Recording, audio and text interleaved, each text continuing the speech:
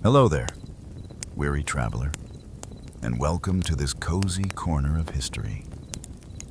Before we begin our journey back to the brutal winters of medieval times, I wanted to extend a warm greeting to you.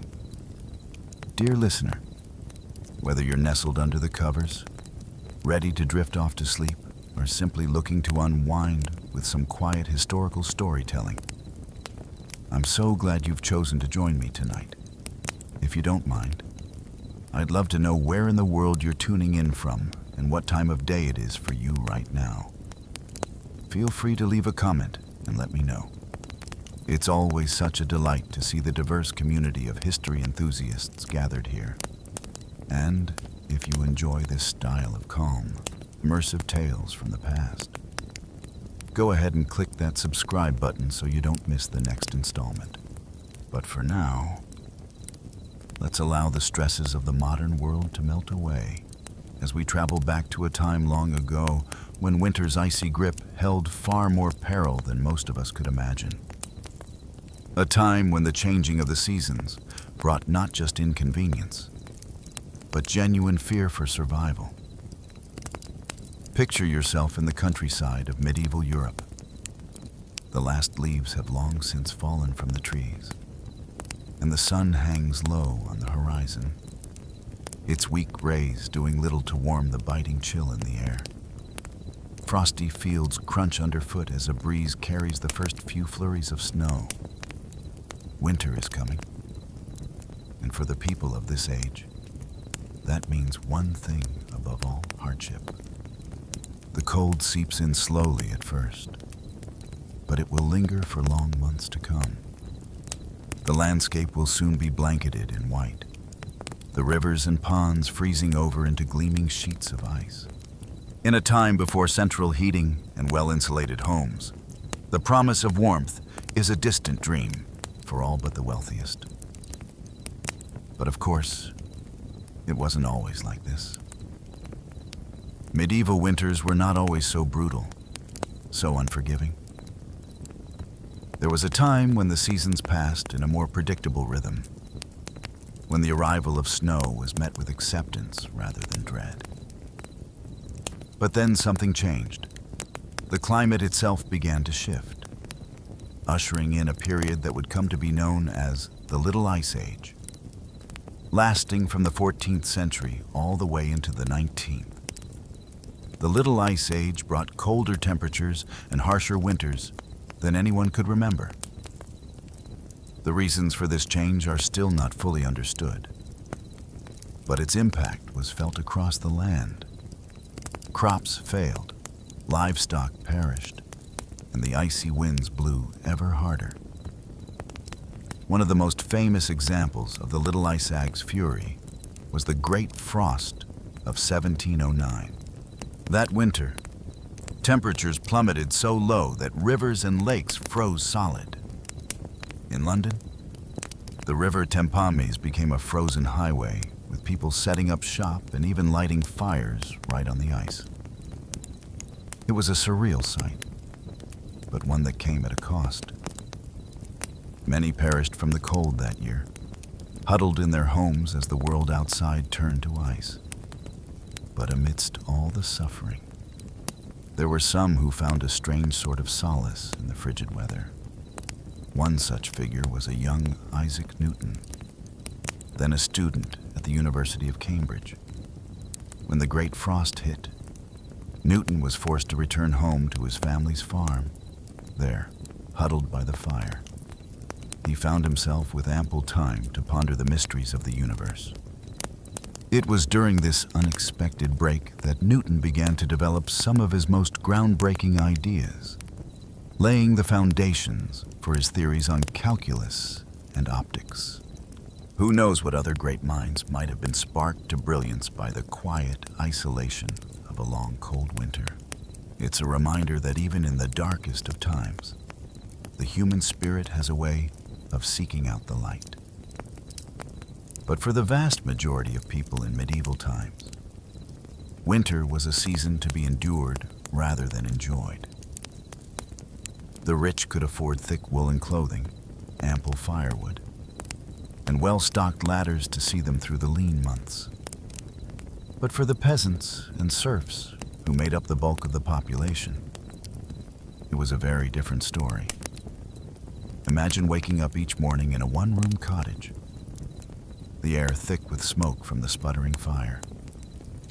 Your breath mists in front of you as you rise from your straw mattress, careful not to disturb the shivering forms of your family members huddled around you for warmth.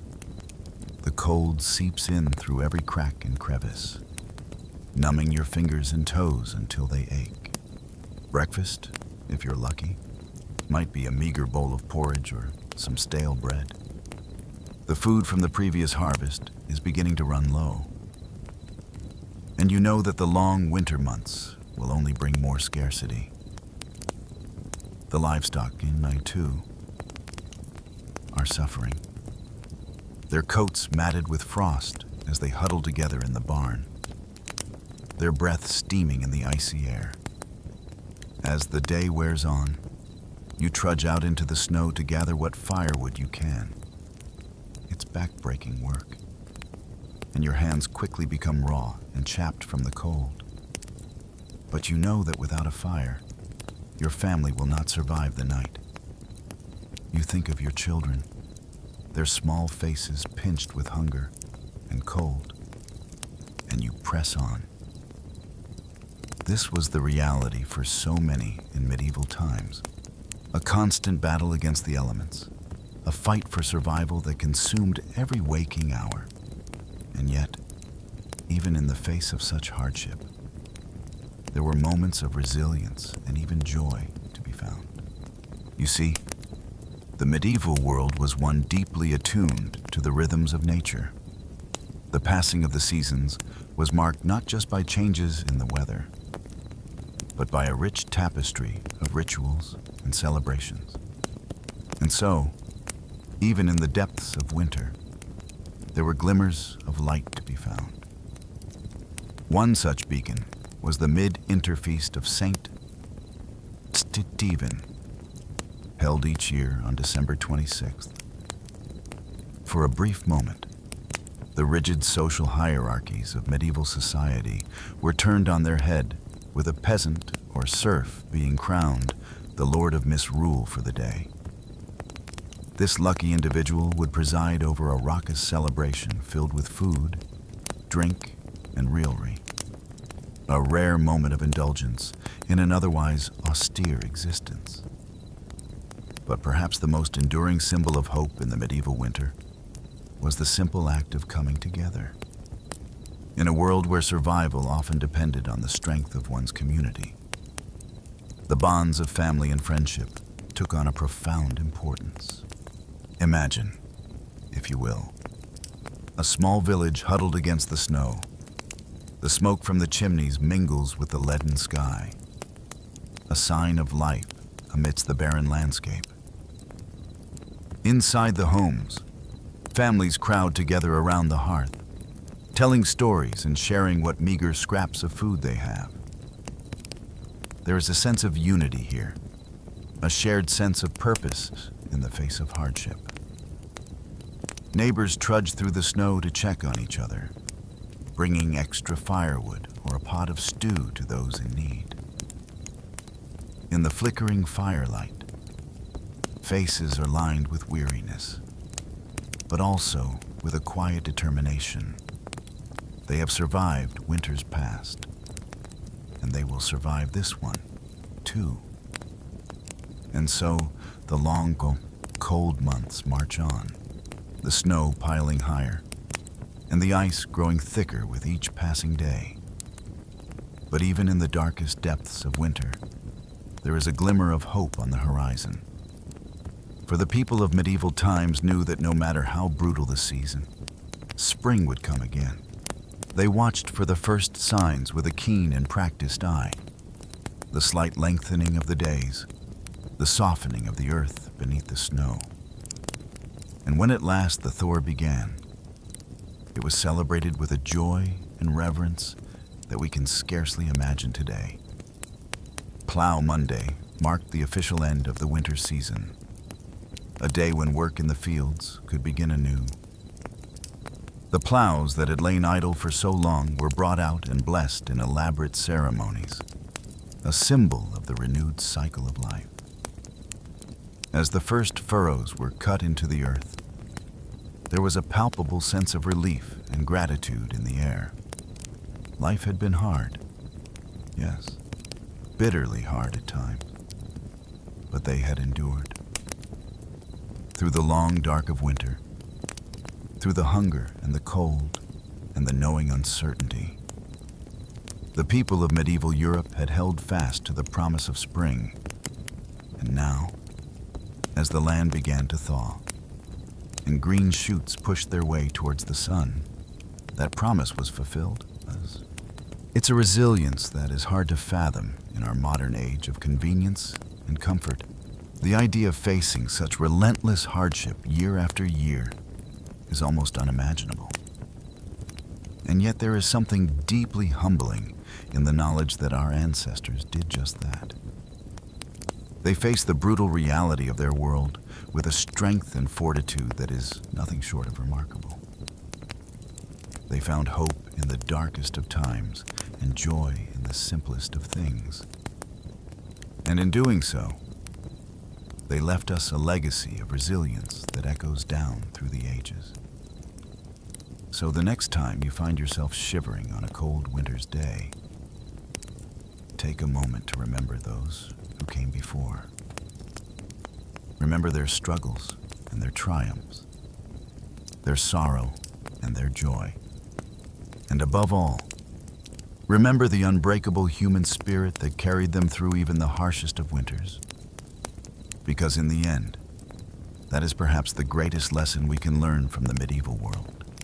That no matter how dark the night or how cold the wind, the promise of spring is always waiting just around the corner. And with that, dear listener, we come to the end of our journey through the brutal winters of medieval Europe. I hope that these tales of hardship and resilience have brought a new perspective to your own experiences of the season. May you always find warmth and comfort in the bonds of family and community, just as our ancestors did so long ago. And may the promise of spring light your way through even the coldest of nights. Thank you for joining me on this cozy corner of history. And remember, if you enjoyed our time together tonight, I'd love it if you'd subscribe and share these stories with a friend. There are so many more fascinating tales to explore together. But for now, I'll bid you a fond good night. Stay warm, stay safe, and I'll see you next time for another journey into the past. Sweet dreams. As the brutal conditions of winter tightened their icy grip on medieval society, even the most privileged were not immune to the season's merciless onslaught. In drafty primitive castles, ill-equipped for the harshest months, royal households faced a formidable challenge in staving off the biting cold and keeping the court adequately provisioned. The logistics of maintaining a royal residence during winter were nothing short of staggering. Massive quantities of firewood needed to be stockpiled to fuel the roaring hearths that provided the only source of heat. The kitchen staff toiled ceaselessly to preserve meats, grains, and vegetables that would sustain the court through the long, lean months when fresh fare was scarce. Servitors scrambled to seal every crack and gap to keep out the insidious chill. But even the most diligent preparations often proved insufficient against winter's relentless assault. In one particularly chilling tale, a medieval queen is said to have tragically perished from exposure within her own palace wall. According to chroniclers, Queen Elizabeth of Hungary was found frozen in her bed one bitter January morning in 1326, a victim of the very castle that was meant to be her refuge. As grim fates like these demonstrate, the specter of death cast its ominous paw over the medieval world in winter's dark depths. But even amidst such bleakness, the indomitable human spirit endured and found cause to rekindle hope. for much of the populace. That faint glimmer came in the form of the feast of Saint Stephen, a cherished mid-winter celebration falling on December 26th. This day marked a brief respite from the unending drudgery and privation of peasant life, a rare sanctioned opportunity for revelry and indulgence. Central to the feast was the tradition of misrule, a ceremonial inversion of the normal social order. For this single day, a commoner would be appointed the Lord of Misrule, granted temporary authority to preside over the merment and issue playful edicts to his betters. However fleeting, this act of satin license provided a vital pressure valve for the simmering tensions and resentments bred by the oppressive feudal hierarchy. The rigid lines between lord and vassal blurred for one mirth-filled day, where all could partake as equals in the feasting, gaming, and carousing. The sense of community fostered by such celebrations was more than mere diversion. It was a critical survival mechanism, with winter's cruelty threatening to break both body and spirit. The bonds of fellowship and goodwill forged during the Feast of Stephen, and similar revelries helped sustain the populace through the leanest times. One chronicle from 1377 recounts the poignant tale of two peasant families, neighbors whose meager winter stores had been exhausted long before spring's arrival, on the verge of perishing from hunger. They pulled the last of their tattered resources to share a humble meal on the feast of Saint Stephen. That gesture of generosity and unity gave them the strength to endure the season's remaining ravages. Such acts of compassion formed the very marrow of medieval society in winter, when a helping hand extended to a frostbitten traveler, or an extra log given to a shivering widow could spell the difference between life and death. The grim shared purpose of weathering winter's onslaught together shaped a culture of interdependence that defied the era's often ruthless stratification. But even the warmest expressions of conviviality and fellow feeling inevitably cooled as winter's unrelenting misery stretched on interminably. The Feast of Stephen was but a small flare of light and levity amidst the frozen darkness, a momentary reprieve before the bleak slog of January, February, and March, as stores dwindled, bellies hungered, and the cold crept past the most assiduously stoked hearth. The faint promise of distant spring seemed to fade into impossibility. And yet, year after arduous year, medieval society endured against all odds. Through unimaginable adversity and hardship, they clung to existence, upheld by the grit, fortitude, and fellowship forged in winter's unsparing crucible. As the land lay dormant and the sun retreated, they somehow found within themselves the tenacity to carry on. One can only imagine the flood of profound relief and joy that greeted the first tentative signs of winter's passing. The slight softening of the frigid air, the incremental lengthening of daylight, the hopeful drip of icicles yielding to the sun's strengthening rays. After months of unremitting struggle, the sight of the season's initial lost battles against the forces of light and life must have seemed nothing short of miraculous. For the battle-weary tillers of the earth, no day was more welcome than Plough Monday, the traditional start of the agricultural year, falling on the first Monday after Epiphany in early January. It heralded the ground's imminent thawing and reawakening. Though the deepest rigors of winter had yet to fully release their stranglehold, the ritual preparations of Plough Monday offered a tangible talisman of hope, an assurance of winter's inevitable loosening and spring's return. One can picture a patchwork of furrowed fields slowly emerging from the receding snows and frosts.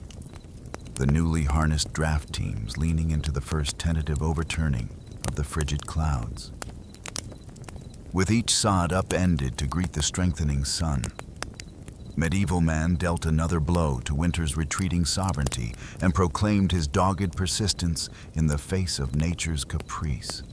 We in the modern world, with our central heat and electric blankets, our well-towed larders, and resilient infrastructure, can scarcely fathom the immense fortitude required to endure the unremitting brutality of a medieval winter. If the season's impositions seem daunting to us now, from the cozy remove of our temperature-controlled bubbles, how incomprehensible must true winter suffering be? And yet, when we grumble about the minor inconveniences of a delayed flight or a rain-snarled commute, perhaps we would do well to reflect on the unyielding misery experienced by our forebears during those interminable frozen months. What reserves of resilience and tenacity they were forced to draw upon, year after arduous year, simply to survive. Their ability to eke out moments of celebration and fellowship amid such unrelenting privation seems nearly superhuman to modern sensibilities. That they not only withstood winter's ravages, but managed to find slivers of light in the all-encompassing darkness is a testament to the indomitable spirit that slumbers within us all, waiting to be roused by hardship's clarion call. So the next time we feel our modern discontents starting to chafe, perhaps we would do well to cast our minds back to the icy plights of our predecessors.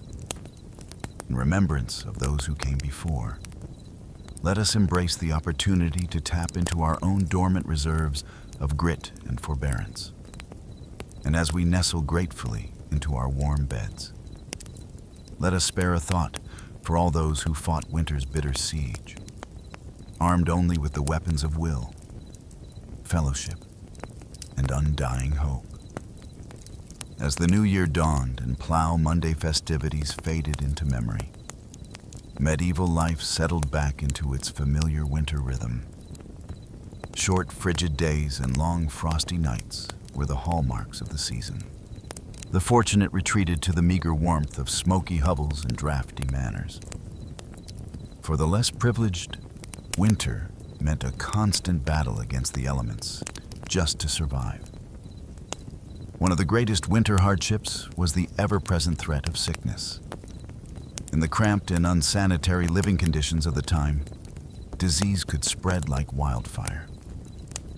The common cold was an uncommon misery, leaving sufferers red-nosed and blur-eyed. But far more serious illnesses also stalked the populace. Influenza was a fearsome foe, striking down young and old alike with its telltale fever, chills, and aches. In an age without vaccines or effective treatments, flu outbreaks could decimate entire communities. The winter of 1557 was particularly brutal, with a virulent strain of influenza raging across Europe. In Paris alone, over 10,000 souls perished. Pneumonia was another stealthy killer, preying on those weakened by hunger or other illnesses. The winter dampness seeped into the lungs, causing them to fill with fluid until the victim essentially drowned. Crowded living spaces provided the perfect breeding ground for pneumonia to run rampant. It was not unusual for multiple members of the same family to succumb, leaving orphan children and shattered lives in its wake. Even royalty was not spared the ravages of winter sickness. In fact, disease often spread even more rapidly in castles and courts due to the constant flow of people in and out. A visiting dignitary or pilgrim might unknowingly bring pestilence along with their entourage. Henry VIII lost his beloved wife Jane Seymour to postnatal complications likely exacerbated by the poor hygienic practices of the age. Children were perhaps the most vulnerable of all. Harsh weather, meager rations, and unsanitary conditions combined to make winter a truly dangerous time for the young. Infants born in the cold months faced an especially precarious start to life.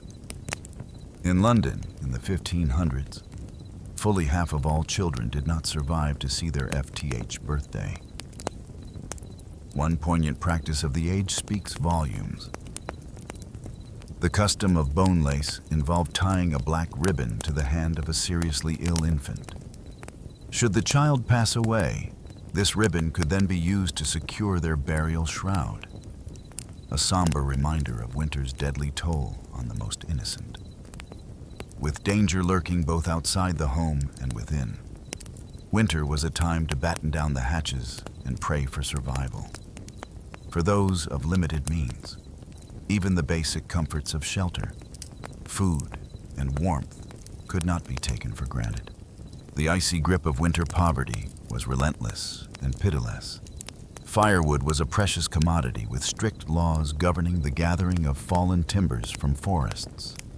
A peasant family might huddle around a makeshift fire of dried dung and straw, striving to eke out some feeble warmth. Shivering livestock shared what heat there was, their breath steaming in the frigid air.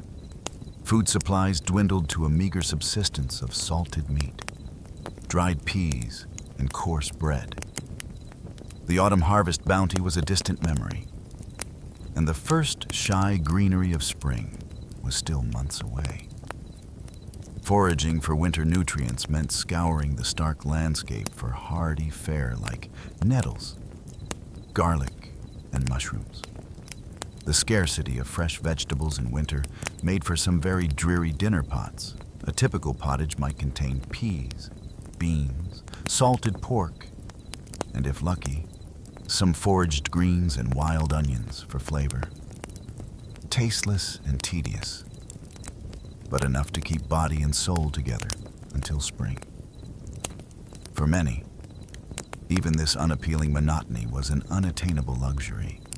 Storms, droughts, pests, and other calamities could obliterate food stores, plunging entire regions into crisis.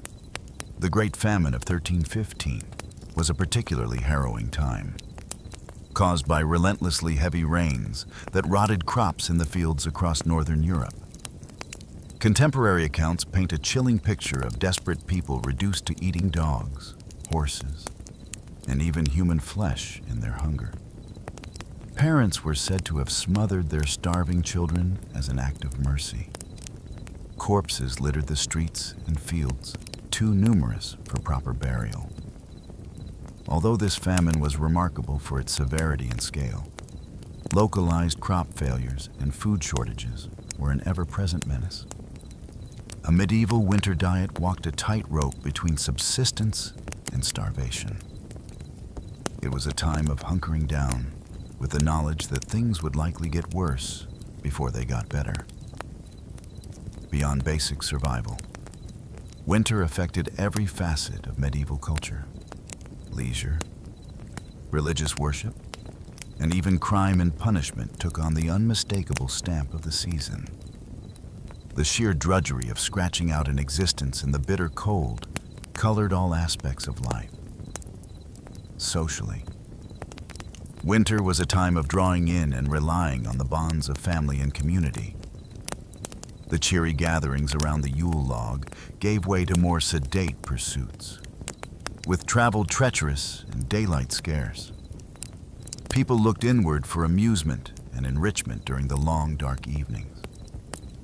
Telling stories and singing songs helped to while away the hours. The flickering light of rush lights or tallow candles illuminated scenes of sewing, weaving, and whittling. With idle hands seen as the devil's playground, industriousness was more necessity than virtue. Winter's confinement at least provided ample time for such gainful activities. For the literate, winter offered a chance to curl up with a good book, although this was a rather exclusive club. In England, at the close of the 15th century, a humble tradesman's library might boast a Bible, a book of art, and perhaps some merry jests or tales of Robin Hood. Only the wealthy could afford the lavishly illuminated volumes so prized by bibliophiles. Those who could read often did so aloud for the benefit and entertainment of the whole household. Winter was a time for sharing treasured stories of brave knights, canny tricksters, and star-crossed lovers. The Ceoalic adventures of King Arthur and his court were perennial favorites, their intricate plots and noble themes helping to transport listeners far beyond the close confines of their winter refuge. Less wholesome entertainments also served to liven up the tedium of winter days. Gambling with dice was a popular pastime, often leading to heated tempers and empty purses. The clatter of knuckle bones and the rattle of dice would ring out in many a tavern and great hall as fortunes were won and lost. Drink was another common winter diversion. The fermented comforts of ale, mee, and wine, helping to boost both body temperature and spirits. Public houses saw a roaring trade, offering fellowship, entertainment, and an escape from the bitter cold. Inebriation often led to looser tongues and lower inhibitions, sparking lively debates, bawdy songs, and occasionally a brawl or two. The short, dark days of winter also lent themselves to quiet reflection and spiritual contemplation. The church held great sway in the medieval mind, and winter was a time for drawing closer to God. With agricultural work at a lull, more time could be devoted to prayer, penance, and good works. The traditional nativity plays and pageants of Christmastide gave way to more somber devotions. As winter deepened, the pious might undertake pilgrimages to holy sites, braving the harsh conditions as a sign of their commitment and devotion. Others spent hours in hushed churches, fingering rosary beads numb with cold and meditating on their eternal soul. Charity was also an important winter value, with almsgiving seen as a Christian duty.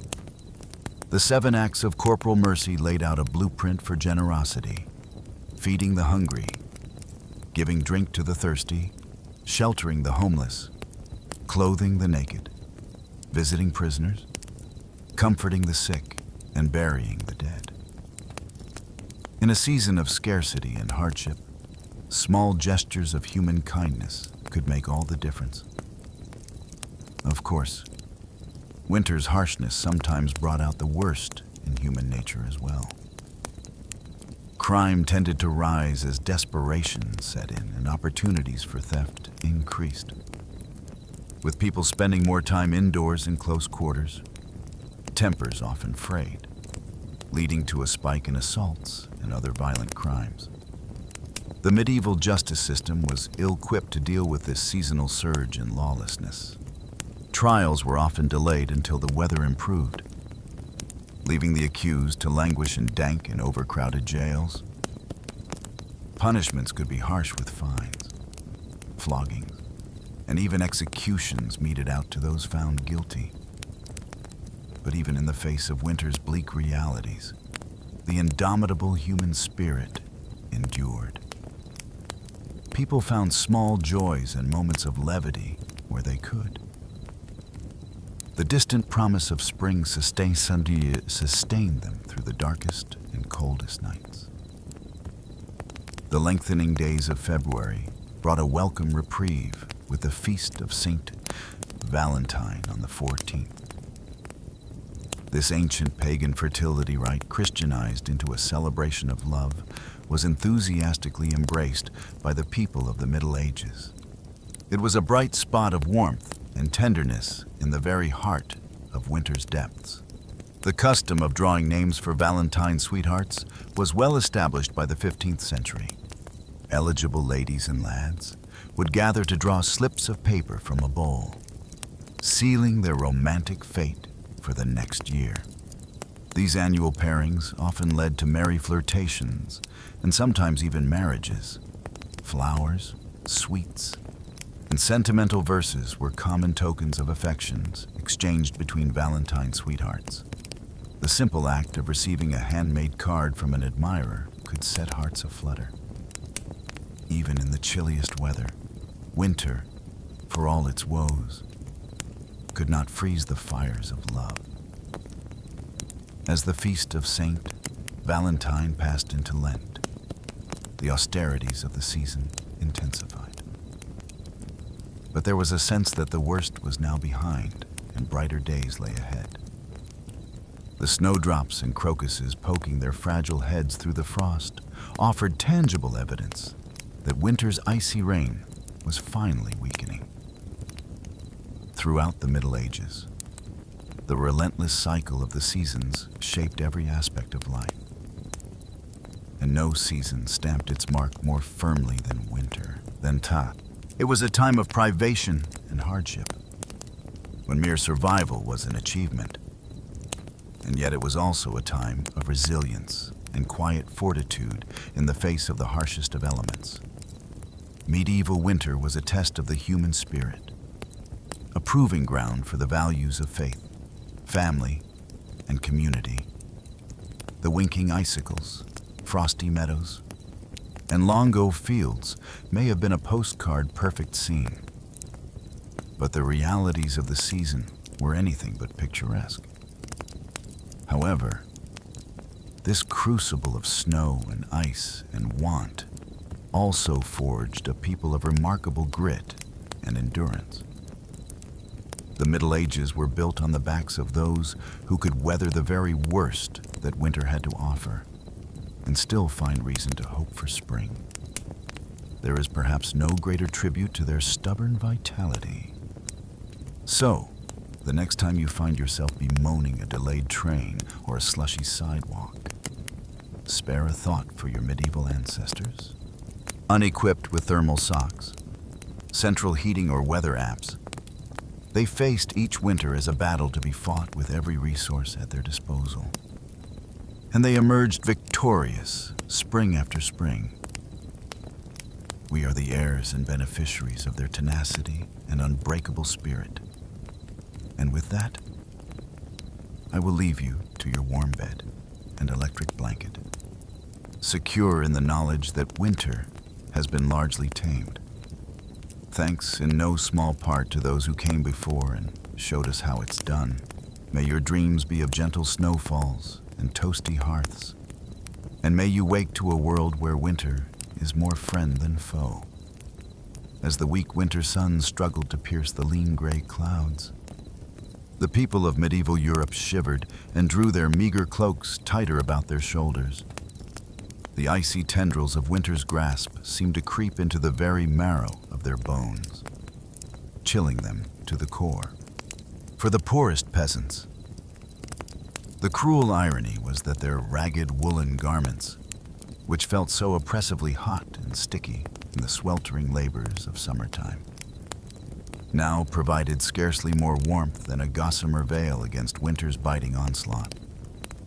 They huddled together in their hovels, thankful for the meager heat thrown by a smoky fire, their breath misting in the chilly air. The animals felt winter's bite, too. The elderly draft horse, ribs protruding beneath its shaggy coat, dreamed wistfully of the long-gone lush summer grass as it ate its aortioned wisp of hay. The milk cow loaded mournfully. Petites chapped and roar in the frigid drafts that knifed through the barn walls. Even the barn cats looked a bit less haughty, their usual disdain blunted by the gnawing in their bellies and the frost on their whiskers. Yes, winter was an especially trying time for the lowest rungs of medieval society. But even the nobility, cocooned in their grand drafty castles, were far from immune from the deprivations of the season. Many a blue-blooded maiden wailed in despair as her priceless silk gowns proved useless against the dank chill of stone walls. The castle kitchens strained to concoct enough piping hot delicacies to stoke the noble innards. It is said that King Henry II of England, felled by a severe case of the winter shivers, once burned an entire chair just to warm his royal posterior for a blessed moment or two. His servants despaired, knowing His Majesty's temper was liable to ignite even faster than the furniture if he remained uncomfortably cold for long. But for peasant and king alike, winter seemed to grind on interminably, an unrelenting slog of frozen misery. The only respect came from the occasional celebration or feast day. Brief islands of raillery in the dark ocean of winter. The people seized upon these moments of light and levity, cherishing them like a drowning man gasping for air. Perhaps the most anticipated was the feast of Saint Stephen on December 26th, a day of unbridled merriment and delightfully subversive reversals of fortune. By ancient tradition, a mere peasant was crowned the lord of misrule on this day, gleefully lording over his bets in a delicious bit of sanctioned rebellion. One can only imagine the raucous peals of laughter that rang out as the lowliest serf ordered about the local baron with mock imperiousness. For one glorious day, the normal rules and hierarchies fell away, and all reveled together as equals. The frigid drudgery of winter seemed to recede, driven back by the bright blaze of communal joy. But soon enough, the merry festivities would end. The misrule would be righted, and the cold, hard reality of winter would descend once more. The people would trudge back to their hearths and their chores, the bite of the wind seeming to mock the fleeting warmth of fellowship. The battle against winter's grim siege resumed unabated. And yet, even in the bleakest depths of winter, there were quiet acts of courage and compassion that melted the frost from even the most careworn hearts. Neighbors shared scarce provisions with those even less fortunate, exhibiting a generosity of spirit that no cold could diminish. A certain Dame Matilda of York was said to have once given her only cloak to a poor beggar woman, shivering herself through the long walk home. When questioned why she would relinquish her one defense against the brutal cold, she simply smiled serenely and said, "The warmth of human kindness is a fire that never goes out." Such selflessness, such nobility of spirit, was the secret weapon with which the medieval people armed themselves against winter's relentless battery. For though winter could freeze their fingers and toes, it could not touch the invincible summer that reigned eternal in their hearts. And so they endured. They persisted. They triumphed in their own way over the harshest of seasons. The first green buds of spring were more than just a welcome sight. They were a living testament to the tenacity of the human will, the indomitable spirit that could outlast any winter, no matter how dark or cold. As we snuggle deeper under our cozy electric blankets, perhaps we would do well to remember the trials and triumphs of our medieval forebears. For in their unending battle against the elements, in their stubborn refusal to bow before nature's capricious fury, they forged a legacy of resilience that warms us still today. The chill winds of winter may still moan outside our windows, but we can draw strength from the knowledge that if they could brave the brutal cold with naught but a cloak and their unquenchable human spirit, well then, surely we can survive until spring arrives once more. Spring at last. As the icy grip of winter finally began to loosen, medieval folk eagerly awaited the return of fairer weather. They had endured months of bitter cold, huddling in cramped quarters, stomachs growling from meager winter rations. But now, as the sun lingered a bit longer in the sky each day, glinting off the melting snow, there was cause for celebration. Across the land, people emerged from their winter cocoons. Blinking in the bright spring light, bears stumbling out from hibernation. Children burst out of their homes, delighting in the feel of fresh breezes on their faces instead of the stinging bite of winter wind, with giddy laughter. They ran through the squelching mud, marveling at the first brave crocuses poking their petals through the thawing ground. In the fields, farmers eagerly awaited Plough Monday, the traditional start of the agricultural year, occurring on the first Monday after Epiphany.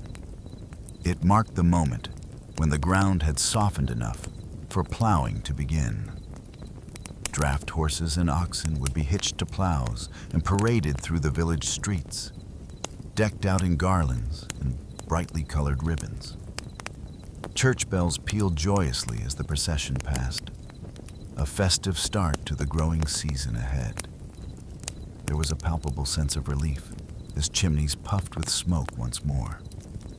No longer choked with snow and ice, the threat of frostbite and illness receded along with the snowbanks. Faces creased with care from the stresses of winter survival, now crinkled into hopeful smiles instead. Soon, vibrant spring and summer produce would replace the bland, preserved gruyere and hard cheese that had barely sustained them through the long, dark months. It's perhaps difficult for us to imagine from our modern vantage point just how momentous this seasonal shift was. We may grumble about slushy roadways or groan at losing an hour of sleep to daylight savings time. But for our medieval forebears, the arrival of spring was nothing short of life-affirming. It meant they had weathered winter's brutal assault, staving off starvation and sickness for one more year. The skeletal trees cloaking themselves in green once more was an outward reflection of the inner regrowth and renewal. Medieval people felt as warmth and light returned. Some of that elation can still be heard echoing through the ages in lively medieval folk tunes and verses that welcome spring's sweet return. One English song jaunty proclaimed, "Lud sing cuckoo groweth said and bloweth med and springeth the W. New sing cuckoo," which roughly translates to loudly sing cuckoo. The seed is growing and the meadow is blooming and the wood is springing up a new sing cuckoo. The sheer, irrepressible joy is palpable, spilling out in simple yet evocative rhyme. So, let us take a moment to appreciate the immense fortitude, resilience, and zest for life embodied by our medieval ancestors. Through the harshest conditions imaginable, they endured, making it through each winter by the grit of their teeth and the bonds of their communities. And when spring sun and bird song broke winter's oppressive silence at long last, they reveled wholeheartedly, knowing they had once again triumphed over nature's cruelty.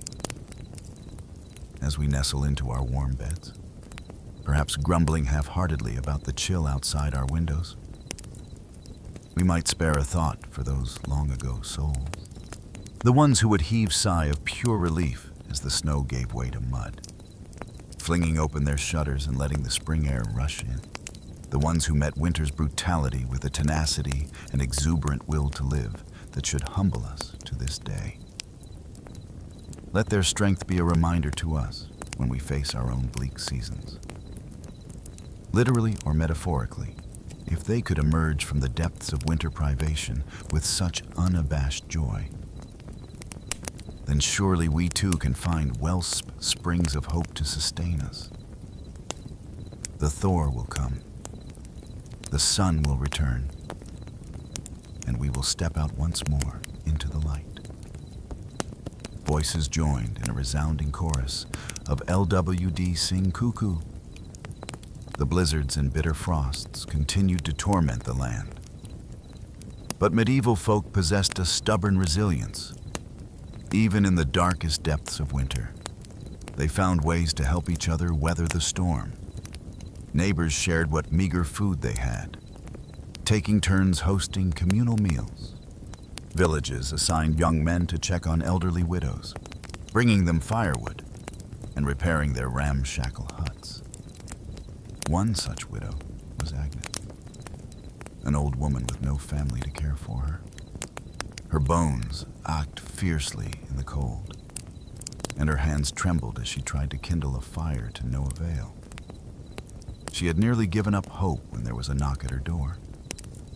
It was Tom, a strapping village lad, his cheeks ruddy from the biting wind. He brought not only an armful of logs, but a sack of dried peas and a hunch of salted pork donated by other villagers. Tears of gratitude streamed down Agnes's wrinkled face as Tom stoked a roaring blaze in her hearth. For the first time in weeks, warmth seeped back into her frail body. Such acts of generosity were common in these lean times. The wealthy and even the nobility were not exempt from compassion. Lady Margaret, wife of the local earl, was known for her charity in winter months. Though her castle larders were well stocked, she insisted on sending wagons of grains and preserved foodstuffs to the poorest peasants in her husband's domain. Some of her high-born peers scoffed at this, viewing the peasantry as hardly better than the livestock. Why waste good food on them? But Lady Margaret held firm to her Christian duty to care for the less fortunate.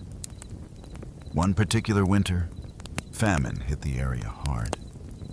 Lady Margaret worked determinedly to stretch the castle provisions, ordering the cooks to concoct hearty soups and stews to ladle out to the starving poor who came begging at the gates. The kitchen boys grumbled at the extra work. But the cook, a portly fellow named Bernard, shared his mistress's sense of noblesse oblige.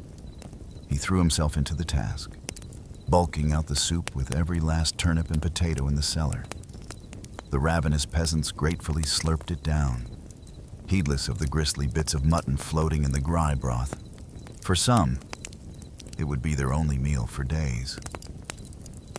As winter dragged on, even Lady Margaret's coffers began to run low. She took to quietly selling some of her jewels and finery to buy more supplies from neighboring towns. Her husband, the Earl, chose to look the other way, respecting his wife's piety, even as he worried it would leave them vulnerable to lean times themselves.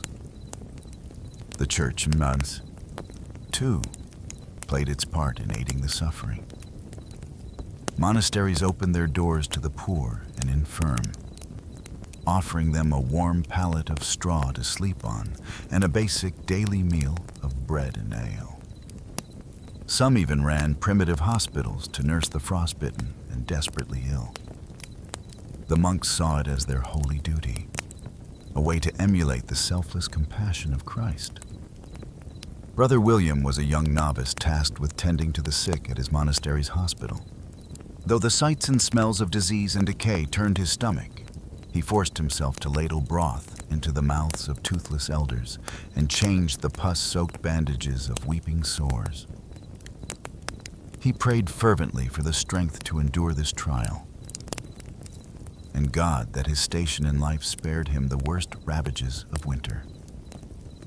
For winter was the great equalizer, laying low, rich, and poor alike with its icy scythe. Certainly the wealthy could afford thicker woolen hose and luxuries like hot mulled wine, but they still shivered in their drafty manners and worried over their winnowing stores. And death came for them too, in the form of winter-borne disease. The noble woman, Lady Isabel, was heavily pregnant during a particularly vicious cold snap, sequestered away in her confinement chamber.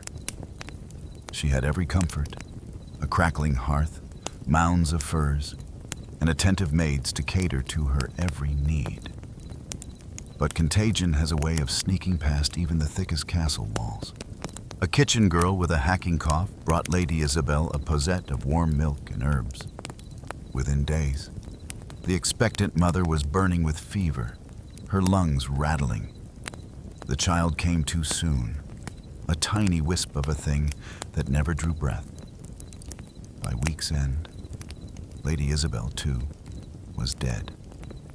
the king himself was not immune.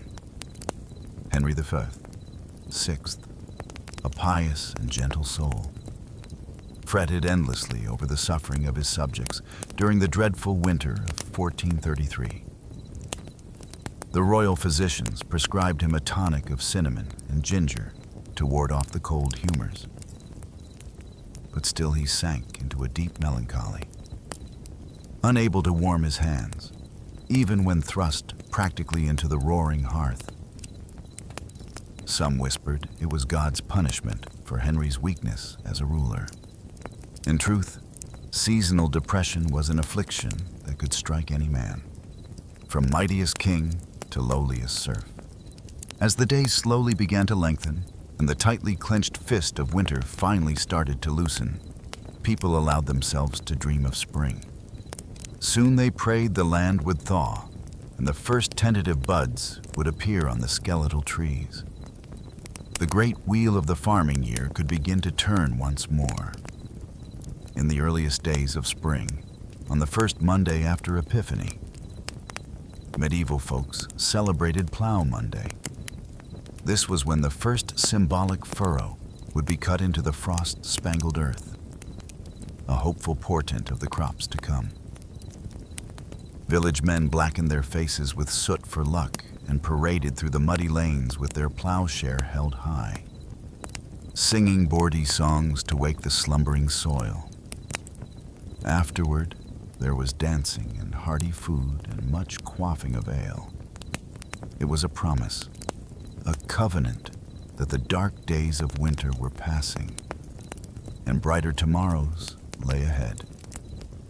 The same eternal cycle played out at all levels of society. In the great halls of dukes and countesses, minstrels struck up a merry tune, and couples leapt into a lively carol dance flush with the optimism of a new year. The king hosted a lavish feast for his court. The tables heaped with delicacies like roast swan and March pain sweets. Even the lowly peasant Giles and his brood felt a weight lift from their shoulders as they ventured out to their humble plot. Giles clutching the pouch of precious saved seed that meant a future of full bellies. The wretched widow, Agnes, who had been knocking on death's door, found herself stirring a bubbling pot of pottage, humming tunelessly. She had made it through winter's gauntlet to see another spring dawn. Praise be to God. Winter was brutal. There was no escaping that fact. It brought with it a host of miseries and hardships, from hunger to bone-chilling cold to the constant specter of death and disease. But it was also a time when the true resilience and communal spirit of medieval people shone through. Staring into the abyss of winter bleakness, they responded with generosity, with grit, and even with defiant celebration. They understood that winter was an inescapable part of the great cycle of life, and the best way to conquer the cold was to hunker down and endure it together. So, as you huddled beneath your cozy duvet, perhaps grumbling about the exorbitant heating bill or scraping a bit of frost from your windshield, spare a thought for your medieval ancestors. Reflect on how they survived winter after winter in a world before electric blankets, central heating, and grocery deliveries at the click of a button. Though our modern winter woes may seem all-consuming in the moment, they pale in comparison to what medievals faced each year. And perhaps we could learn a lesson from them. That empathy, charity, and an irrepressible hope for spring are the best ways to weather the hardships life throws our way, whether it be a polar vortex or a pandemic. Let us all embrace the coming spring with a full and grateful heart, knowing that however deep the snow drifts, it will eventually yield to the warming sun. The harshness of winter only makes the blossoming of spring all the sweeter. And so, as a medieval king might say, let us winter bravely so that we may spring eternally. Frost crackles underfoot as you trudge through snowdrifts, breath clouding in the icy air. Icicles glitter in the pale sunlight, hanging from the eaves of Dubwool and Dorb huts. The village lies hushed and still, huddled against winter's onslaught. This is what winter looked like for most of our medieval ancestors. Not the cozy scenes we imagine of merry feasts in snug castles decked with holly and buzzing with music and laughter. No, for the vast majority, winter was a time of bone-chilling cold, gnawing hunger, and grim survival. The specter of winter hunger was never far away, with crops withered and livestock scarce. Putting food on the table became a daily battle. Grain stores dwindled, and bitter herbs and shriveled turnips were soon all that stood between a family and starvation. One bitterly cold winter in 1315, a medieval Englishman's harvest fell short by a third due to storms and freezing weather. The desperate serfs were reduced to eating the straw roofs off their huts and boiling the leather from their shoes, all the while still forced to labor for their lofty lords. Malnutrition weakened the body's defenses against winter malads. The common cold could quickly morph into life-threatening pneumonia or bronchitis. Influenza cut through villages like a scythe, felling young and old alike as they shivered in their shabby shelters. With teeth chattering, medieval folk huddled together against the chill, packing into the relative warmth of shuttered houses. Yet this close-quartered coziness came at a cost. The stale, smoky air ripe with the odor of unwashed bodies, festering chamber pots, and dirty rushes was a breeding ground for disease. In one 14th century Suffolk household, 13 family members, from grandparents to babes in arms, along with their scrawny chickens and mangy dogs, huddled together in a single tiny smokehouse all winter. It's incredible that any emerged alive come spring. Sickness was not the only danger lurking in the long, dark nights. Fires were a constant threat in packed wooden cities and towns. One misdirected spark could swiftly grow into a furious blaze, hungrily devouring tightly clustered buildings and snuffing out lives. The Great Fire of London in 1212 started on a cold November night, quickly raging through the city's cramped lanes while water froze in the pipes. An estimated 3,000 huddling Londoners perished in the flames, and many more were left homeless in winter's icy grip. Travel was especially treacherous in these frigid months. Roads dissolved into muddy quagmires, while blizzards obscured the way with blinding flurries. With daylight scarce, travelers risked becoming disoriented and losing their way, stumbling from the path to a frozen grave. In 1311, the English Queen Isabella set out from Canterbury for London as the winter twilight deepened on the shortened day. Her party lost the road and wandered helplessly until the early hours, while the pregnant queen wept copiously in fear and exhaustion. Winter's onslaught was no less punishing for working animals. Horses and oxmen grew gaunt and weak on scant winter feed. Their labored breaths smoked in the chill air as they hauled logs and packs through knee-deep snow, frostbite blackened extremities and ice-cracked hooves and wheel spokes alike. Yet even in the bleak depths of winter, medieval people found slivers of light. The feast of St. Stephen, or Boxing Day, as we know it today, was a time of charity and goodwill. Alms boxes in churches overflowed with offerings for the poor, while lords supplied hearty meals to cold and hungry tenants. The Lord of misruled tradition brought a spark of subversive festivity to the darkest days. A lowly peasant jester or deacon would be crowned king and preside over merry revels marked by drunkenness, role reversals, and mischief. A temporary upending of the established order. despite the privations and dangers medieval winters posed. Hope somehow endured, etched in frosty breaths, and no doubt uttered as fervent prayers. Hope that the weak and ailing would survive, that food would last until spring, that light and warmth would conquer the constricting cold once more. So this winter, when you grumble about shoveling the driveway, curse at the thermostat, or get chilled waiting for the bus, spare a thought for those who came before us. Our medieval ancestors faced the Herculean task of surviving winter after winter, with few of the comforts we take for granted. Their quiet courage in the face of winter's cruelty is perhaps the greatest lesson they have to teach us, though we will never know most of their names or stories. We can appreciate the magnitude of their struggles and find inspiration in their endurance that saw them through to brighter days. The bitter frost continued its icy reign, transforming the landscape into a crystalline wonderland that would be picturesque if not for the immense hardship it inflicted on the inhabitants of the land.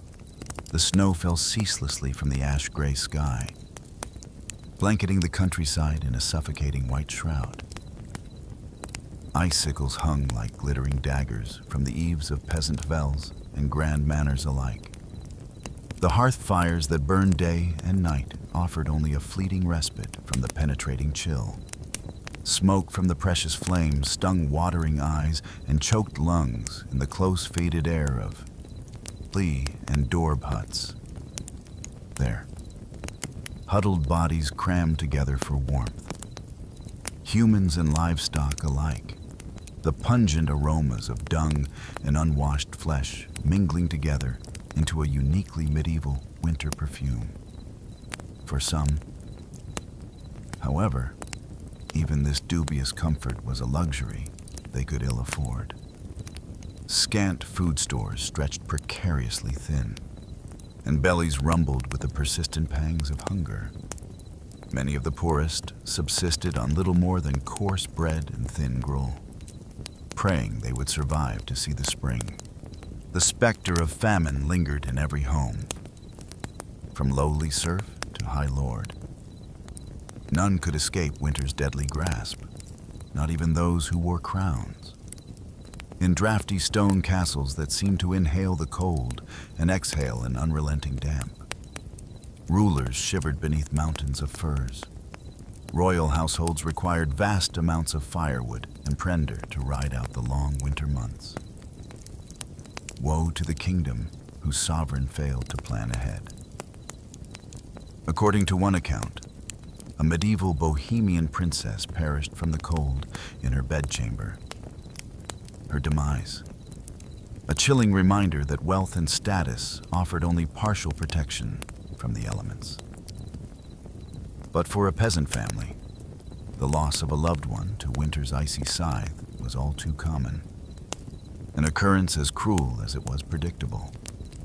Disease added to the season's prodigious death toll. Agars and fevers spread like wildfire through communities weakened by malnutrition and close quarters. The stale, smoky air of Havels and the ubiquitous filth made the lungs more vulnerable to infection. Medieval physicians, their useless treatments, often rooted more in superstition than science, could do little. The roads, treacherous with snow drifts and black ice, compounded the winter's woes. Only the desperate or the foolhardy ventured far from the meager comfort of their homes in the darkest months. Travel for any distance was an ordeal to be undertaken at one's peril. Peddlers' carts remained idle, depriving isolated villages of needed goods. Tithes and taxes went uncollected to the vexation of liege lords and clergy. And woe to the army that had to mount a campaign over snow-choked roads. Their supply lines stretched to and fraying in the frigid weather. The winter of 1407 saw one of the Middle Ages' most astonishing military feats, born of this brutal necessity for wintry warfare. The redoubtable Welsh rebel leader, Owain Glinda, faced off against the superior forces of future King Henry V in the high mountain passes. Glinder's men, accustomed to harsh conditions, drew the English into a trap amid the blinding blizzard. Hapless in their heavy armor, the English ranks broke and fled, with many perishing from exposure. Glenda's stunning victory, won as much by the winter as by Welsh martial prowess, lives on in legend to this day. The winters of medieval Europe were often marked by devastating famines that claimed countless lives. When the cold lingered and spring planting was delayed, food shortages quickly followed. The infamous Great Famine of 1315 to 1317 was sparked by an unusually wet and chilly spring that rotted seedlings in the ground. Successive crop failures over the next 2 years plunged much of the continent into starvation. In England, the price of bread skyrocketed to 20 times the normal cost. The poor resorted to eating grass, roots, even the bark off trees. Desperate bands of scavengers dug up graves to cannibalize the dead. It's estimated 10 to 25% of the population of cities like Ypres and Bruges in modern-day Belgium perished. In the French town of Trey, a citizen wrote in his diary that the poor were eating dogs, horses, and other unclean things. The misery was compounded by crime and disease, as malnourished citizens turned to theft and violence to survive. One heart-rending account from the St. Mary's Abbey Chronicles relates the fate of a starving woman imprisoned for stealing a loaf of bread.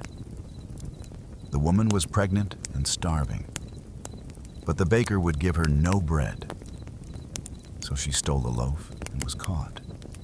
The judges would not pardon her, so she was hanged. As she died, the infant fell from her womb before the eyes of the people.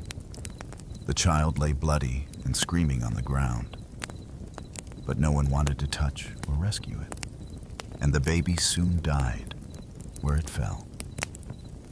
The famine finally eased in 1318 when the weather turned favorable again and crops began to grow, but the specter of starvation stalked the land every winter, ready to reap a grim harvest at the slightest adversity. For medieval people, winter was always a time of gnawing unease, if not outright terror, as they prayed their meager food stores would last until spring. Malnutrition weakened the populace and left them vulnerable to disease. The close, unsanitary living conditions of winter led to frequent outbreaks of infections like influenza, dysentery, and pneumonia. Respiratory illnesses especially took a heavy toll, spread by coughing and stale, smoky air as people huddled around fires. Something as simple as a winter cold could quickly turn deadly in the Middle Ages. Even the doctors of the era were of little help, relying on dubious treatments like bleeding and purging with laxatives to restore the balance of a patient's humors. The Emperor Charlemagne allegedly died of pleurisy in the bitter winter of 814 after his doctors treated him with puces and unguents to no avail. Many historians believe the Black Death of the 14th century spread so quickly because malnourished citizens packed together in winter quarters had little resistance to the disease. The 1348 to 1349 outbreak killed a staggering 30 to 60% of Europe's population. One poignant tale comes from Pistoia, Italy, where a man named Sir Luca wrote to his brother Franceschino describing the devastation. "I am sick at heart and can barely bring myself to write. For things here go from bad to worse. Many are dead, and many more are dying. Shops are closed, taverns deserted. One passes down streets without meeting a soul. Wails of grief echo from houses where death has struck. The stench of rot rises from mass graves. I fear our city may soon be empty of life entirely. I beg you, Stay where you are and pray for us unceasingly. As the plague raged, entire villages were wiped out. The suffering was compounded by the trauma of hasty mass burials in frigid ground, and sick people expelled to die alone in the snow for fear of contagion. The devastating losses of the Black Death left deep psychological scars and forever altered the medieval world. Winter was an especially dreaded time for the elderly, young children, and expectant mothers. Without the benefits of modern medicine, these vulnerable populations frequently succumbed to cold, disease, or malnourishment. It's estimated that in some medieval societies, up to 20 to 30% of infants died within their first year of life, many during the harsh winter months. Complications of pregnancy and childbirth, exacerbated by poor diet and chilly conditions, claimed the lives of countless mothers and babies. The perils of winter childbirth are illustrated by the sad tale of Matilda, the 12-year-old daughter of King Henry V of England. In the winter of 1120, Matilda was aboard a ship called the White Ship, sailing from France to England. The ship hit a rock and quickly sank, sending Matilda and hundreds of other passengers into the frigid waters of the English Channel. Matilda nearly escaped drowning by getting into a small rescue boat, but then cried out for her half-brother William, who was still in the water. When the boat rowed back to get William, so many desperate people tried to climb in that it capsized, casting Matilda back into the cold waves. The king's young daughter, pregnant with her first child, perished along with the rest. Her grief-stricken father was said to have fainted dead away at the news and never smiled again for the rest of his life. The very old and very young were always in peril during the bleak winters of the Middle Ages. If they managed to survive disease and starvation, they still might freeze to death in their sleep. The medieval poem Sir Gawain and the Green Knight contains a chilling, no pun intended, description of the elderly King Arthur, shivering beneath his robes in a drafty castle hall. So cold his teeth chattered as he spoke. Without the insulating ice caps and glaciers we have today, winters in the Middle Ages were accompanied by raging snowstorms and devastating floods. In 1216, King John of England supposedly lost the crown jewels while crossing a marshy area in East Anglia called the Wash, fleeing enemies in rebellion against his rule. John's baggage train was swallowed up by a surging high tide, whipped up by fierce gales. The king allegedly escaped by the skin of his teeth, but his treasure, including priceless jeweled crowns and scepters, disappeared into the churning waters, never to be seen again. John died of dysentery a few days later, a broken man.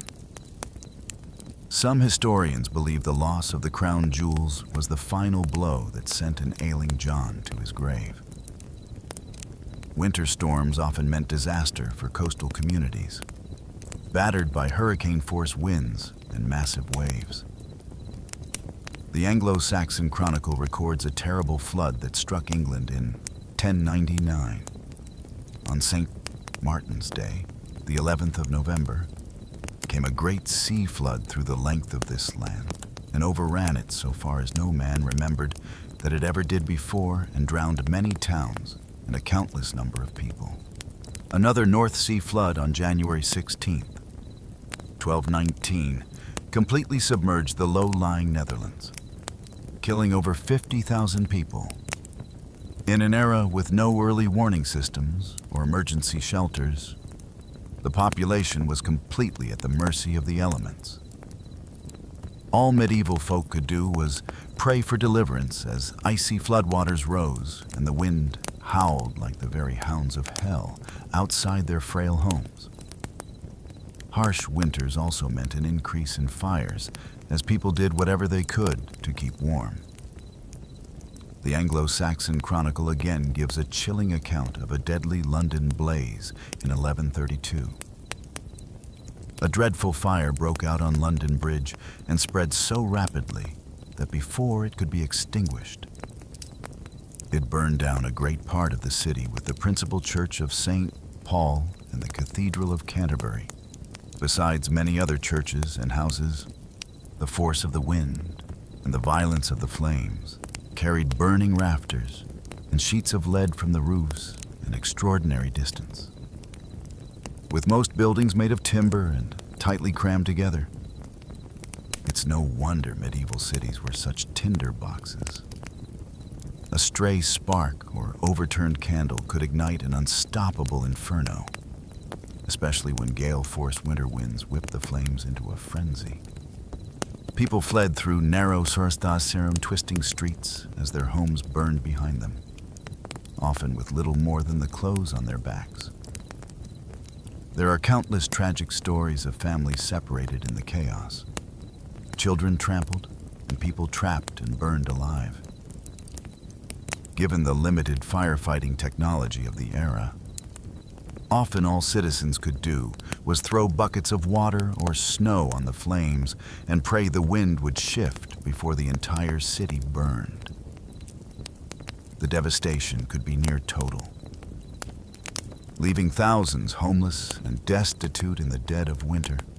But perhaps the greatest danger of medieval winter was something that required no great blizzards, floods, or conflagrations. Sometimes the simple, inescapable, life-sucking cold was enough. It's hard for us to imagine in our modern world of central heating and thermal fabrics. But the bone-chilling damp and constant dark of winter was an adversary from which there was little defense in the Middle Ages. With only smoky fires and piles of furs to ward off the chill, winter cold sank deep into the bones of medieval people.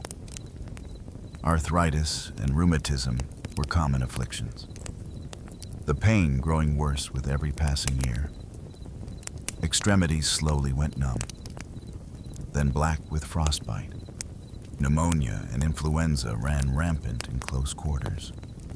The cold seemed to seep into the very soul, sapping all energy and vitality. The 6th century British monk Gildas paints a grim picture in his work on the ruin of Britain. The nights are long and dark, the days dreary and chill. The air bites with malice, the icy blasts cut to the bone. All is blanketed in snow and frost. It is a time of great suffering for man and beast alike, when all the earth seems dead and frozen, locked in the clutches of a frigid hell. For the elderly and frail especially, winter was a time of dread, marked by a hopeless feeling that the warmth might never return. People piled on every article of clothing and huddled together for warmth. But still the cold crept in. Fires sputtered and died in the damp, leaving only plumes of acrid smoke that stung the eyes and choked the throat. Coughs and sniffles echoed in the darkness, interspersed with the groans of the sick and dying. The cold kept its icy grip round the clock, turning exhalations to frost and numbing appendages. It seemed to reach icy fingers into the chest, squeezing the breath and congealing the blood. Even the young and healthy moved as if through deep water, sluggish and yielding. There was no escaping winter's clutches in the Middle Ages. No Florida vacations or cozy electric blankets to take the edge off. The cold was a constant, merciless companion, sapping precious energy needed for survival. It's no wonder the medieval world measured the passage of time not in months or years, but in how many winters one managed to survive. To make it through to another spring was a triumph, one that grew more difficult with each passing season. But somehow, despite the brutal conditions, the rampant disease, the gnawing hunger, and the life-stealing cold. The people of the Middle Ages endured. Year after year, winter after merciless winter, they shouldered on, armored only in their indomitable spirits. When the last meager stores of food ran low, they tightened their belts another notch. When the fire burned down to embers, they drew another tattered blanket close. And when the dark pressed in from all sides, they huddled together and whispered stories of brighter days to come. There is a moving passage in the 14th century English poem, Pyrrhus Plowman, that captures the sheer resilience of the medieval spirit. Through woe and winter's bale, frost and snow and sleet and hail, all shall pass and peace prevail. Hope shall triumph and never fail. Even in the darkest depths of winter, medieval folk found small joys and moments of grace. Neighbors shared what little they had with those who had even less. Amid the cold and dark, people came together to sing and pray. At night, some swore they could hear the voices of angels in the howling winds, promising that warmth and light would come again. And so the people of the Middle Ages held fast to hope, clung fiercely to life, and kept their eyes fixed on the far horizon where spring lay in wait. They knew in their bones that winter, no matter how brutal and unrelenting, was always a temporary state. The sun would return, the snows would melt, and the world would be reborn, as green and glorious as if winter had never come at all. All they had to do was endure. And endure they did, with a strength forged in the very ice and stone of the season. The winters of the Middle Ages were brutal, merciless, and seemingly endless. They brought hunger, disease, destruction, and death. But they also brought out the best in the human spirit, the unshakable will to survive, to hold fast to hope, to come together in compassion and kindness. The medieval world was tempered in winter's icy crucible and emerged stronger for it, a little tougher, a little wiser, with a bone-deep appreciation for the turning of the seasons. So perhaps we can learn a lesson from our medieval forebears as we grumble about scraping a few inches of frost from our windshields. For them, winter was a matter of life and death, a season to be survived with gritted teeth and unshakable resolve. And survive they did, passing down to us their tales of winter's wrath and the invincible power of the human spirit. In the dead of our modern winters, may we remember their fortitude and find in it the inspiration to shoulder through our own dark days. The people of the Middle Ages stared winter full in its icy face and refused to yield. They endured floods and famine, blizzards and blackest night. They buried their dead in frozen ground and woke to the groans of the starving. But always they held fast to the promise of spring. And if they could make it through winter after winter with little more than faith and furs, then surely we can find the strength to face our own battles, knowing that the Thor will come and light will return. The brutal winters of the medieval world may be long past, but their lessons echo through the ages, a testament to the enduring power of the human spirit. So let us walk in the footsteps of our ancestors and meet winter's chill with courage, compassion, and unshakable hope. For if they could brave the darkest season with heads unbowed, then so too can we. Winter is coming, but spring, as the medieval world knew so well, is never far behind. As the chilling winds howled across the frozen landscape, medieval folks gathered around the flickering light of the hearth fire, huddled together for precious warmth. They shared tales of winters past, those harsh and unforgiving seasons that tested the mettle of even the hardiest souls. In humble cottages and grand manor houses alike, the sting of winter's icy breath knew no bounds. Drafty shutters and thin thatched roofs offered scant protection against the relentless cold. From peasants to princes, all felt the bite of Jack Frost nipping at their noses and numbing their extremities. But some were fortunate enough to have a roaring hearth around which to cluster. The crackle of the flames and the aroma of smoke offered small comfort against winter's onslaught. In the castles of the highborn, great hall fireplaces consumed prodigious quantities of wood, attended by shivering servants whose labors never ceased. But even the mightiest nobles shuddered to venture beyond the fire's glow. For winter's chill had a way of penetrating even the thickest stone walls and richest furs. For those of low birth, the season brought an especially grim and arduous struggle for survival. Their rough-hewn hovels boasted precious little in the way of creature comforts. Meager rations of peat or wood scavenged from the forest barely fed the spluttering hearth. Families crammed together in squalid quarters, sharing body heat and breathing air thick with smoke and the fetid stench of unwashed humanity.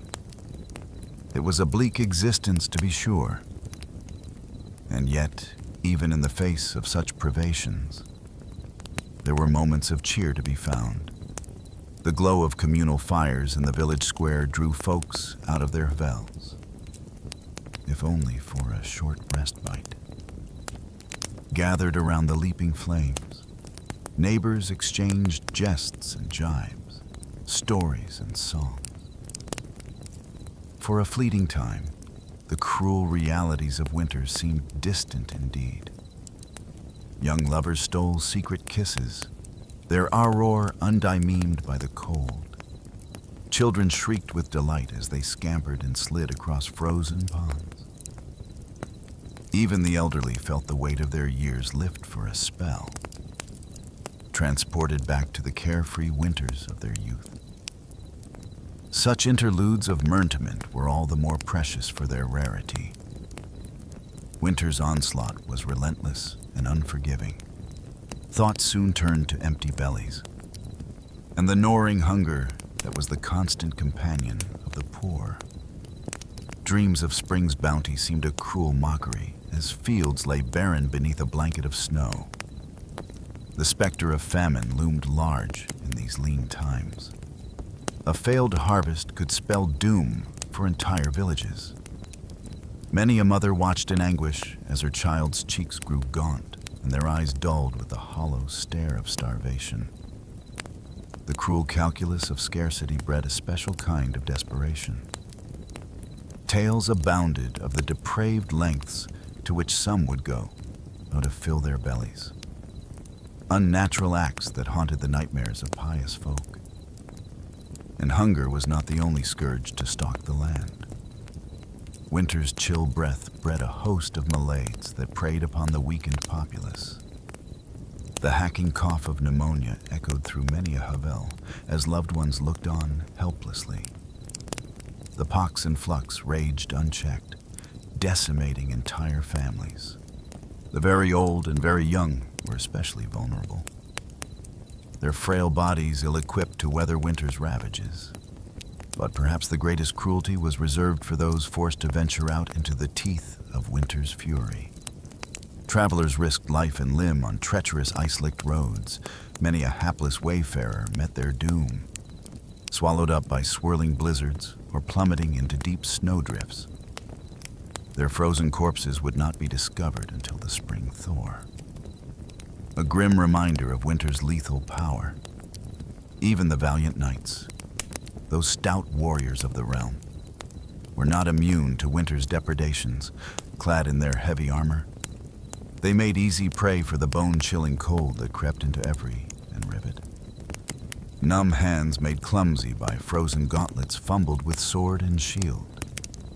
Once mighty charges floundered in the deep snowdrifts as icicles formed on their heaving flanks.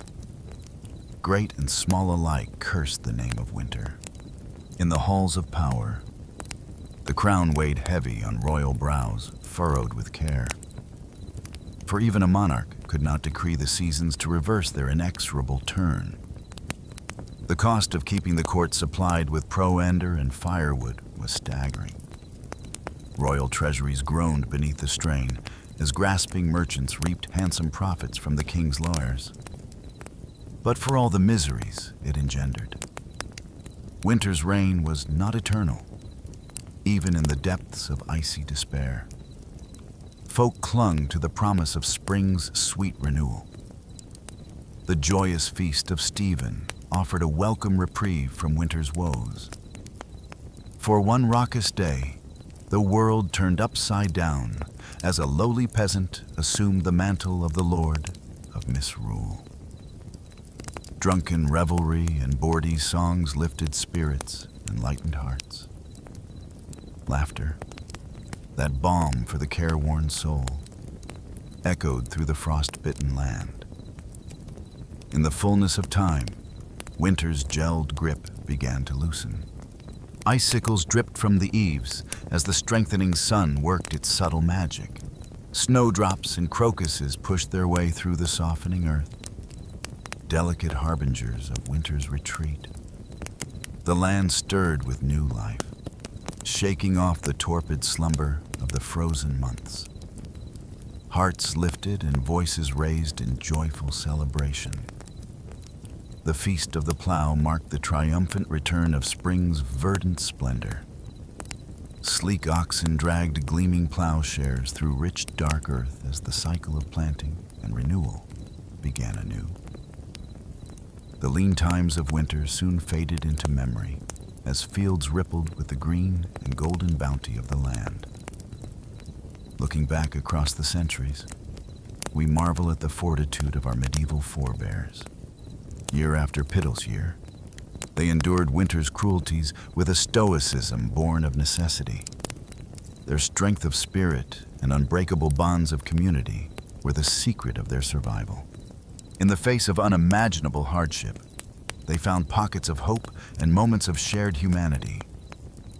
So the next time we grumble about the inconvenience of a delayed flight or the indignity of slushy streets, let us pause and reflect. Our modern winter woes are but a shadow of what once was. In the tapestry of human history, the icy trials of the Middle Ages loom large.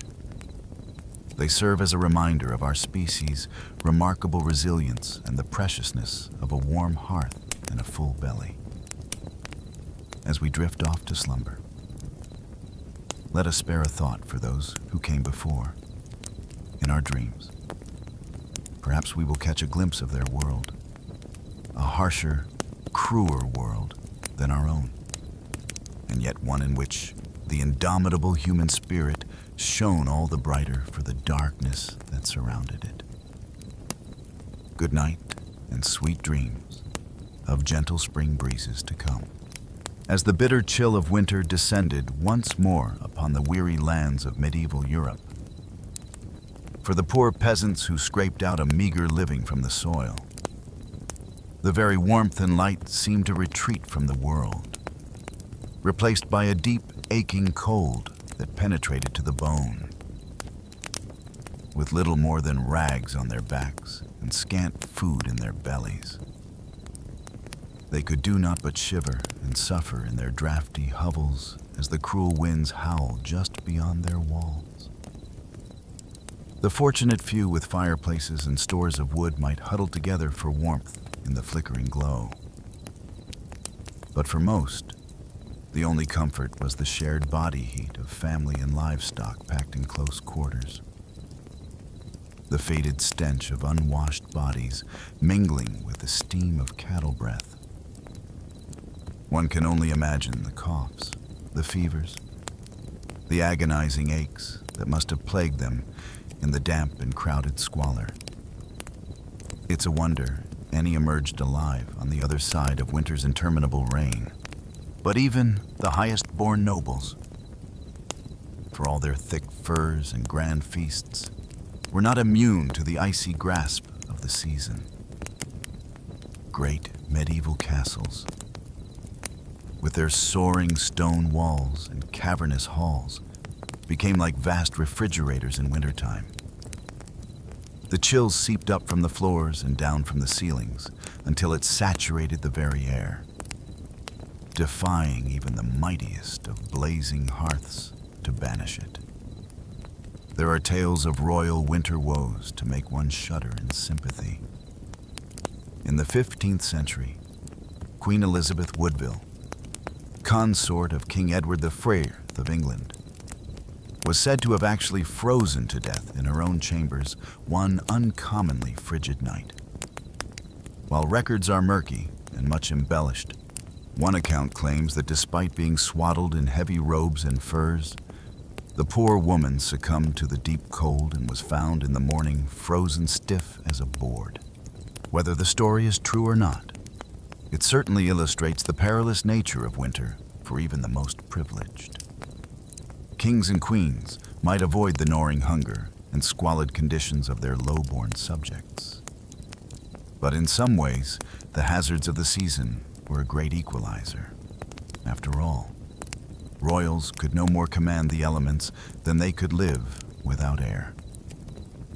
The chill found its way into even the most luxurious of medieval bedchambers. And so, as the days grew shorter and the nights ever darker and more frigid, the whole of medieval society braced itself for the annual onslaught of winter's wrath. From the lowliest cofter to the loftiest lord, a sense of grim endurance seemed to settle upon the populace, a knowledge that the only way out was through. Stores of grains and salted meats were checked and rechecked, every scrap of wood and kindling jealously hoarded, and heavy woolen garments donned in stoic anticipation. The only spark of levity and hope in the whole bleak affair came with the Christmas festivities surrounding the feast of Stephen on December 26th, for a few merry days.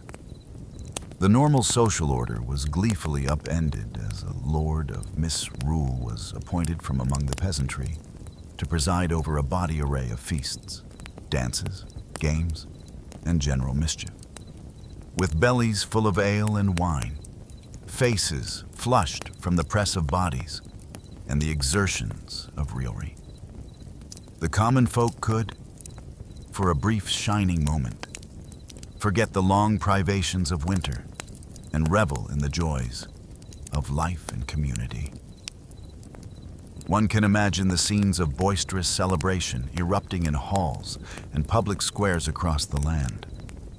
The raucous laughter, the wheezing of reed pipes and fiddles as the people capered about in a whirling kaleidoscope of color and mirth. For once, serf and nobleman mingled freely, the usual lines of class and station erased in the spirit of goodwill and fellowship. The lord of misrule, perhaps a puffed-up young peasant lad with stars in his eyes, issued grandiose proclamations and ridiculous decrees to the delight of all. It must have been a heady thing, that burst of misrule and satania amid the bleakness. But as with all things, the festive season was but a temporary respite, the eye of the storm. As the Yule log burned down to embers and the last bowl was drained, the people drifted back to their hearths and the aching cold darkness once more descended.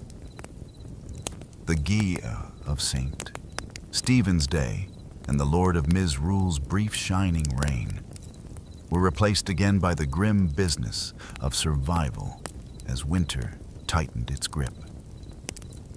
For the next interminable stretch of months, time seemed to slow to a frigid crawl. With the land frozen and unworkable, there was little for the rural peasantry to do but hunker down and pray for deliverance. The shortening days and lengthening nights yawned like a vast chasm from which there was no escape. Huddled together in their crude shelters against the killing cold, they must have dismayed of ever again feeling the kiss of spring's warm breath upon their faces. But even the cruelest winter cannot last forever. And indeed, the first greening shoots of new life were already straining up beneath the frozen ground, biding their time. For those who endured, who clung to hope and to each other through the darkest days and coldest nights, the thaw would come again. The sun would return to the sky, the blood quicken in the veins. The world slowly shed its grays and whites for an burgeoning riot of color. On Plough Monday, just after Epiphany, the land could again be tilled, and the great wheel of the agricultural year would creak back into motion. The people would emerge blinking into the pale but gathering light of spring, leaner and deeply tired, but alive and glad of it. Fields would be furrowed, seeds planted, flocks driven out to graze on new grass, and the whole merry dance of life would begin anew. But that was yet to come. For now, the cruel heart of winter beat on, and the people of the Middle Ages steeled themselves once more to weather its icy rain. They drew what comfort they could from their rough woolen cloaks, their smoky hovels, their scant stores of food so diligently laid by, but most of all, from each other. In a world so beset by hardship and peril, where the very seasons seemed intent on crushing the life from their bones, they endured as they always had, together, lords and peasants, young and old, shivering and hoping beneath the same lean winter sky, waiting for the spring that must someday come. And so they hunkered down in the darkness and the cold, listening to the mournful howl of the wind and the groaning of the ice, spinning what tales and weaving what dreams they could to while away the long winter nights. Perhaps they imagined a future where the winters were kinder, the hearths warmer, the bellies fuller, a world their shivering hands and frozen bones might build for the generations to come. Or perhaps they simply held fast to what scraps of light and hope they could muster in the moment, knowing that even the longest winter must someday yield to spring. In the face of such brutal conditions, the strength of the human spirit to endure and keep faith in brighter days ahead is truly a marvel. One cannot help but feel a swell of admiration for the fortitude of our medieval forebears, who faced each bitter winter as an indomitable foe and emerged year after year to greet the spring on the other side. Let us then tip our hats to those long ago lords and peasants who suffered much and yet endured still more. In our modern world of central heating and on-demand grocery deliveries, it can be easy to forget the hardships they faced as a matter of course. But as we drift off to sleep in our warm beds, perhaps we can spare a thought for those huddled medieval masses and marvel at the strength that carried them through winter after winter, waiting for the light's return in a world so often cold and dark. Such enduring hope and resilience is a fire that cannot be quenched, burning on from their distant hovels to our own night-swaddled rooms. May we keep that flame alive in our hearts, come what winter may. As the long winter months dragged on, medieval folk looked forward to any opportunity to lift their spirits and foster a sense of community and goodwill amidst the hardships. One such beacon of hope was the Feast of Saint Stephen, celebrated each year on December 26th. Though the origins of this midwinter celebration are somewhat obscure by the Middle Ages, it had become a cherished tradition across much of Europe. After the solemn religious observances of Christmas Day, Saint Stephen's Day was a time for merrymaking, feasting, and the playful reversal of normal social roles. Central to the festivities was the custom of misrule, where a peasant or commoner would be appointed lord of misrule for the day and granted the power to command their social superiors. This light-hearted upending of the status quo provided a much-needed release valve for the rigid class tensions that normally dominated medieval life. The Lord of Misrule presided over a topsy-turvy day of revelry, leading raucous processions through the streets, initiating mischievous pranks and decreeing that everyone from lords to laborers should make merry together. Professional entertainers like minstrels, jugglers, and jesters would ply their trades, while games of chance and skill kept the crowds amused. Bawdy comedic sketches called mummers' plays were performed, reenacting tales from legend and folklore in broad, exaggerated strokes. Mock jousts and farcical court proceedings induced peals of laughter, a welcome respite from the grim realities of winter life.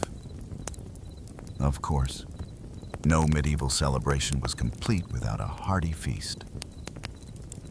On St. Stephen's Day, the Lord of Misrule could insist that the wealthy provide food and drink for the whole community, a charitable gesture that fostered goodwill and fellowship among all. Roasted meats were the centerpiece of the feast. From geese and capons to the traditional roast boar's head, marched in with great fanfare. Minced meat pies, heavy with dried fruit and spices, offered a sweet treat, while the wassail bowl flowed freely. The warm spiced cider bolstering everyone's spirits.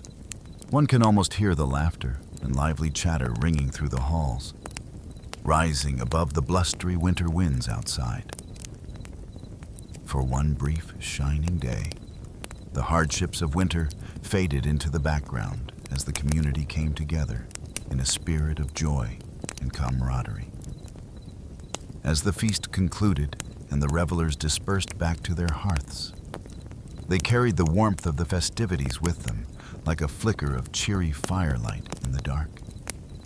The knowledge that they had friends and neighbors to rely on, that they could find moments of laughter and levity even in the bleakest times, surely helped buoy their spirits for the hard days still ahead.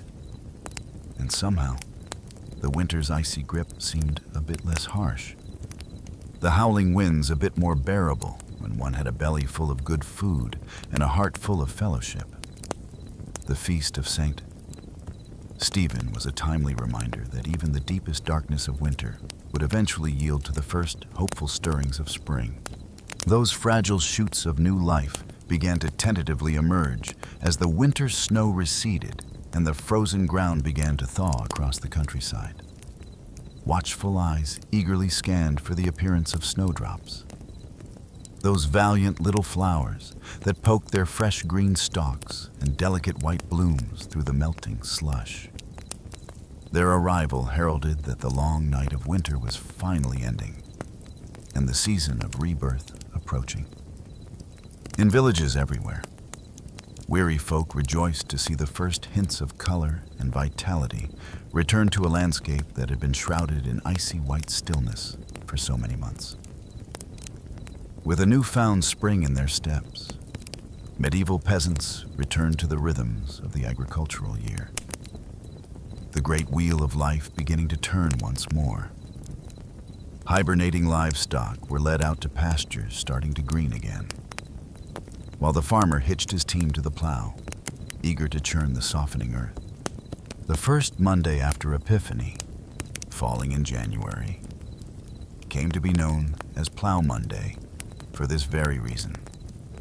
It marked the moment when the land could be worked again after the winter freeze, inaugurating the labors of a new farming season.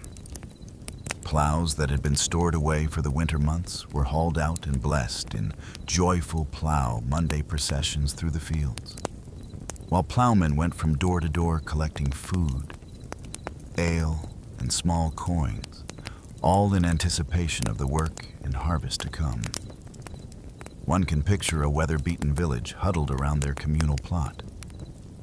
Faces turned gratefully towards the sky, brightening into a paler shade of blue, with hoes and digging sticks in hand. They prepare to sink the first hopeful seeds into the receptive soil.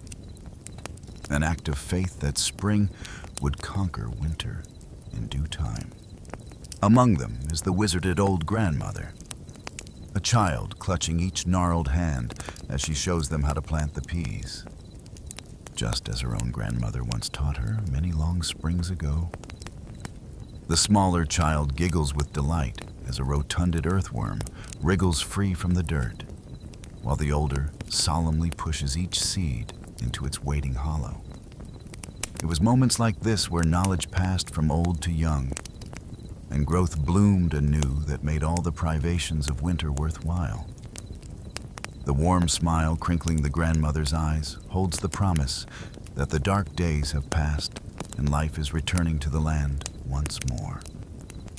As the seeds nestle into their earthen beds and the strengthening sun begins to coax green shoots from the ground, the specter of winter finally releases its icy hold and slides away. The pole of cold and death that hung for so long, eased by a spirit of hope and renewal, carried on spring's gentle breezes. Looking back from our modern vantage point, it is sobering to reflect on the immense fortitude and resilience it must have taken to endure the brutal medieval winters year after year, with none of the amenities and comforts we often take for granted. Their very survival through to spring was a feat worthy of marvel. And yet, in the midst of unimaginable hardship, medieval people still managed to find cause for hope, joy, and celebration. The warmth of community, the promise of spring, the restorative power of laughter and fellowship. These were the lights that guided them through winter's darkest depths. Perhaps as we snuggle deeper under our cozy comforters, cozily insulated from the cold, we could spare a thought for our long-ago ancestors. The next time the winter wind rattles our windows and we grumble at the chill, we might pause and smile wryly, recognizing that our winter woes likely pale in comparison to what they faced year after year, century upon century.